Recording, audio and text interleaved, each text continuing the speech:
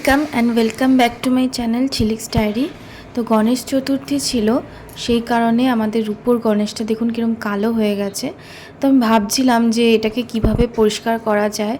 তো আমি অনলাইন দেখেছিলাম যে একটা লিকুইড আছে রূপেরই নামে, তো সেইটা দিয়ে ক্লিন করলে রূপোর জিনিস তামার জিনিস সবই ঝকঝকে হয়ে যায় বিনা কোনো পরিশ্রমে। তো তাই জন্য আমিও এটা অনলাইন অর্ডার করে নিয়েছি।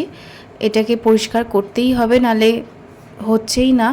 অনেক কিছু ট্রাই করে দেখা হয়েছে, গরম জল, তারপরে অনেক রেমেডি, কিন্তু কোনোটাতেই সেরকম এফেক্ট পড়েনি। তো এই একটা নরম কটনের কাপড়ের মধ্যে ভিজিয়ে নিয়েছি আর কিছুটা মূর্তির মধ্যেও দিয়ে দিয়েছি। কিছুক্ষণ রাখার পরে দেখুন কীরকম রেজাল্ট, আগে যেরম ছিল তার থেকে কতটাই একদম সুন্দর নতুনের মতন হয়ে গেছে। গণেশ চতুর্থী পূজা পাওয়ার জন্য একদম রেডি। এবার আমি ডিসাইড করেছিলাম যে বাইরের বাজার থেকে কোনো ফুলই কিনে গণেশকে দেওয়া হবে না, কারণ ওরা পায়ে রাখে, মাটিতে রাখে, আর যে কোনো অকেশনের আগে দেখবেন ফুলের একটা এত বেশি চড়া দাম বলে, যেগুলো কোয়ালিটিও খারাপ, শুকনো ফুলেরও প্রচুর দাম বলে। তো সেই কারণে ডিসাইড করা হয়েছিল যে ফুল আর বাইরে থেকে কেনা হবে না। তো ছাদ বাগানে যা ফুল ফুটবে কম বেশি তাই দিয়েই কিন্তু পুজো করা হবে।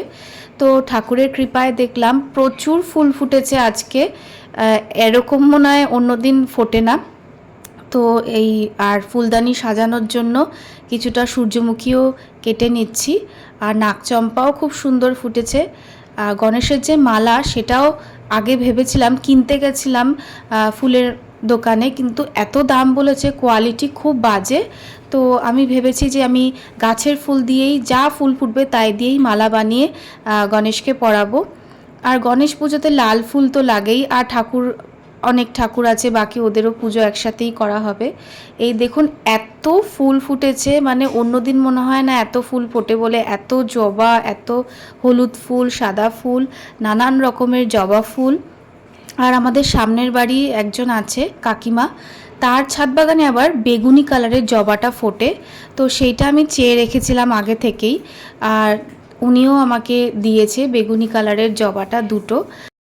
বাড়িতে পুজো আর্চা থাকলে একটা আলাদাই ব্যস্ততা থাকে। সকাল সকাল আমি শ্যাম্পু করে শাড়িটা পরে নিয়েছিলাম, তো ওটার গেট রেডি উইথ মি আর ভিডিওটা তোলা হয়নি, কারণ টাইম ছিল না।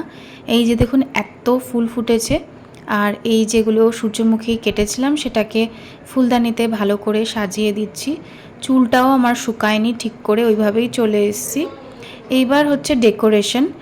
বাজার থেকে বলতে এই রোগা রোগা দুটো মালা কিনেছিলাম, এইটাই নিয়েছে 20 টাকা করে। অবস্থাও কিন্তু খুব একটা ভালো না। তারপরে দেখুন ডিফারেন্সটা, গাছের এই হলুদ ফুল দিয়ে এই মালাটা তৈরি করা হচ্ছে জাস্ট ডেকোরেশনের জন্য। দুটোর কি তফাৎ, কেনাটা কেমন লাগছে আর বানানোটা কত সুন্দর লাগছে। তাই ইচ্ছা করেই আর কিছু কেনা হয়নি ফুল মার্কেট থেকে। তো কমপ্লিট হয়ে গেছে মোটামুটি। আর ওইদিকে ওই ফুলটাও কিন্তু আমাদের গাছেরই ফুল, এই যে এই ফুলটাও কিন্তু আমাদের গাছেরই ফুল, এটাও তুলে রাখা হয়েছিল সাজানো হবে বলে।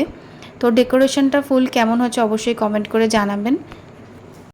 কারা কারা বাড়িতে গণেশ চতুর্থী সেলিব্রেট করছো, পূজা করছো, অবশ্যই কমেন্ট করে জানাবে। গণেশ পুজোর একটা নিয়ম আছে, তো সেই নিয়ম অনুযায়ী আমি সেটা করছি। এটা কাঠের চৌকির মধ্যে লাল কাপড় পেতে তার উপরে গোবিন্দভোগ চাল দিয়ে অষ্টদল কমলটা আঁকতে হয়, তো সেটাই আমি করছি। যে কমপ্লিট হয়ে গেছে। আমাদের শরীরে যে 7টা চক্র আছে, এই অষ্টদল কমলটা কিন্তু হৃদয়ের চক্রকে রিপ্রেজেন্ট করে, তো সেই কারণেই। আর গণেশের একদিকে ঘিয়ের প্রদীপ আর আরেক দিকে তেলের প্রদীপ জ্বালতে হয়, তো সেই নিয়মগুলোই পালন করা হচ্ছে। এরপরে গণেশের জন্য মালা বানাতে বসবো। তো ফুল এতগুলো আছে, আর পাশের কাকিমাও এই জবাটা দিয়েছে, ওটা দিয়ে একটা সুন্দর লকেট বানাবো। আগে গণেশ চতুর্থী শুধু মুম্বাইতেই পালিত হতো, কিন্তু এখন দেখবেন বাঙালির ঘরে ঘরে ছোট করে বা বড় করে হোক, সুন্দর করে কিন্তু গণেশ চতুর্থীটা সেলিব্রেট করা শুরু হয়ে গেছে। আমাদের বাড়িতে প্রায় অনেক বছরের পুজো, 2018 সাল থেকে হয়তো আমরা এই গণেশ চতুর্থীটা সেলিব্রেট করছি। এখনও সেটা চলছে, ঠাকুরের ইচ্ছায় আগেও চলুক, এটাই চাইবো। গণেশকে আমি আমার নিজের ভাই রূপে দেখি। আপনারা শর্টস দেখলে জানতে পারবেন, রাখিতে আমি ওকে রাখি পরিয়েছিলাম। তো আজকে তার জন্মদিন বলে কথা, তো সেটা তো সব কিছু স্পেশাল করতেই হবে। তো সারাদিন সকাল থেকে তাই চলছে, আমার সাজগোজ করারও সময় পাইনি কোনো রকম, শুধু স্নানটা শ্যাম্পুটা করে শাড়িটা পরে বসে পড়েছি। এই যে দেখুন গাছের ফুল থেকে মালা রেডি হয়ে গেছে, কেমন হয়েছে অবশ্যই কমেন্ট করে জানাবেন। এরপরে আমি মালপোয়া ভাজবো, এই প্রথম আমি মালপোয়াটা ট্রাই করব। তো আলাদা ঠাকুরের গ্যাসে ঠাকুরের বাসনে এই মালপোয়াটা ভাজা শুরু করেছি। আমি আগেই বলেছি রান্নাবান্না আমি খুব একটা ভালো পারি না, কিন্তু আমার ইচ্ছা হয়েছে যে আমার গণেশের জন্য কিছু একটা আমি নিজের হাতে বানাবো। তো এটা আমি ফার্স্ট টাইম ট্রাই করছি। আজকে সকালটা একটুখানি মন খারাপের মধ্যে দিয়েই কেটেছে, কারণ যে দুধ কিনে নিয়ে আসা হয়েছিল দোকান থেকে পায়েস বানানোর জন্য, সেই দুধের বেশিরভাগটাই কেটে গেছে। এটা কেন হয়েছে সেটা আমি জানি না, হয়তো অত্যধিক গরমের জন্য হতে পারে।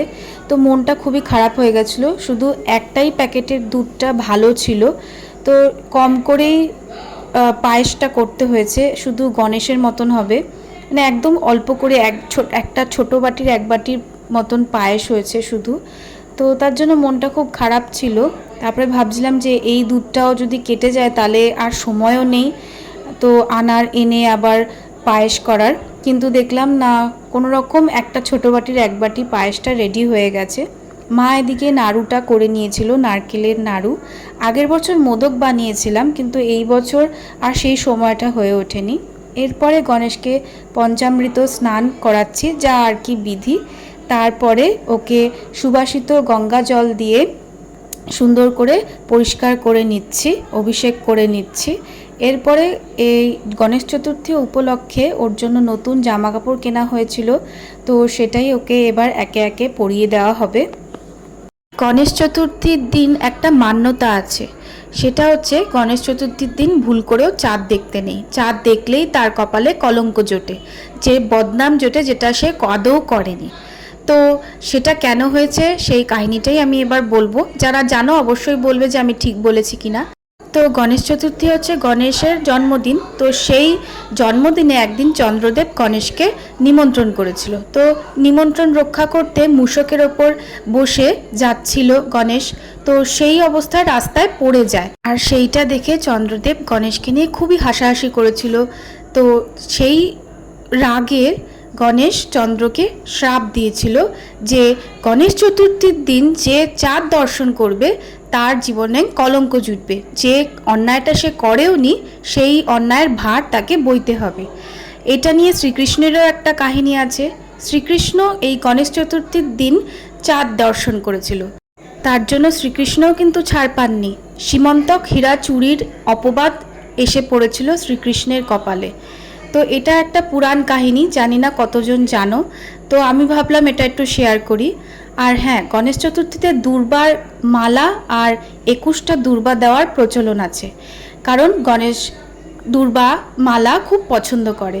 আর 21টা দুর্বা দিয়ে নিজের মনস্কামনা গণেশকে বলতে হয়। গণেশ লাড্ডু যে কি পছন্দ করে এটা আমরা সবাই জানি। তো গণেশকে গণেশ চতুর্থীর দিন 21টা লাড্ডু দেওয়ারও নিয়ম আছে।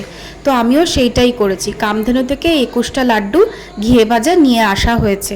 আর এই যে সব ভোগ দেওয়া হয়ে গেছে, এরপরে আমি পদ্ম ফুটাতে বসেছি, কারণ আরতি করব। হ্যাঁ, গণেশ পুজোটা আমি নিজেই করি, সব মন্ত্র বিধিবৎ চেষ্টা করি করার, পুরোহিত দিয়ে করাই না। এটা আমার নিজের মনের ইচ্ছা, চাইলে পুরোহিত দিয়ে অবশ্যই করাতে পারি, কিন্তু আমার ইচ্ছা যে আমি নিজের হাতে গণেশের পূজা করব।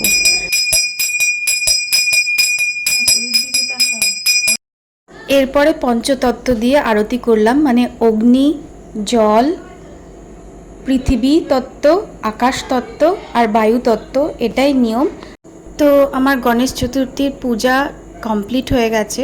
যদি এই ভিডিওটা আপনাদের ভালো লেগে থাকে তো চ্যানেলটিকে অবশ্যই সাবস্ক্রাইব করুন, লাইক করুন, শেয়ার করুন, কমেন্ট করুন, আর বেল নোটিফিকেশনটাকে অন করে দিন যদি ভিডিও এরকম আরও দেখতে চান। Thank you.